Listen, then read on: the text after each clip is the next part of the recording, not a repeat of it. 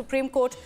The judgment is currently being pronounced, and at this point, we're also reading out to you exactly what's happening in the Supreme Court. You've got the judges reading out the verdict, and they've said, we're not sure exactly which judge is speaking right now, but we're quoting for you. He said, "Before I begin, I'm reminded of lines from the Charles Dickens classic Tale of Two Cities.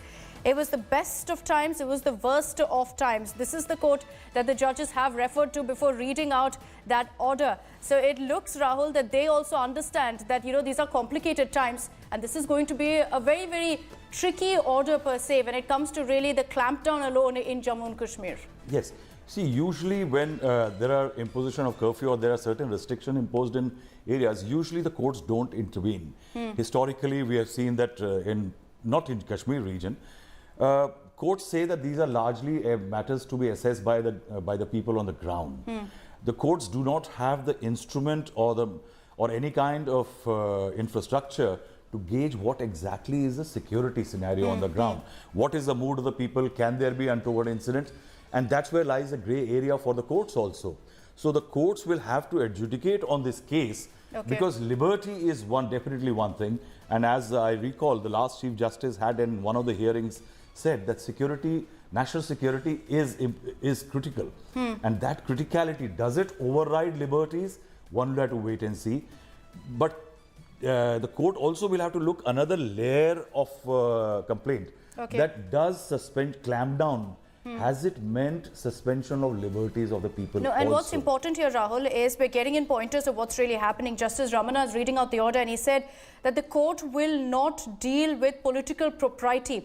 He's also said that our job is to balance liberty and security, which have always been at loggerheads. This is exactly what we've been discussing. And the court has very clearly said that they will not deal with political propriety. We're telling you as and when the pointers really stream in from the Supreme Court. The court also saying here, Justice N.V. Ramana saying Kashmir has a history of violence in the land of inherent contradictions. These petitions show two contrasting views. He's referring to the petitions that have been filed by both Anuradha Bhasin as well as Ghulam Nabi Azad, challenging the clampdown and questioning the constitutionality of it. But what's important here so far, Rahul, is that the Supreme Court has said that we will not deal with political propriety. Yes, there is a question that if a political person says that my right as a politician or as a public elected representative, right to go to a certain area have been restricted and there is a clampdown, that strays into a territory where the courts will not like to look into, because they don't want to get their hands dirty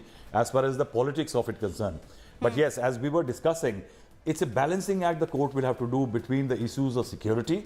And I think also if the government has initiated a legislative or executive move vis-a-vis a region, will the courts like to disturb that, the manner in which the government is going about? And then if there are ensuing problems, see, we have seen one very important element is the NRC which happened in Assam. The courts, it was court monitored, it was ordered by the courts, and eventually there was a lot of criticism over the manner in which NRC in a hasty manner happened. Yes. And that does bear on the minds of the judges also, that what can be the fallout of a certain adjudication that they do listening to petitions. So clampdown is one very critical issue.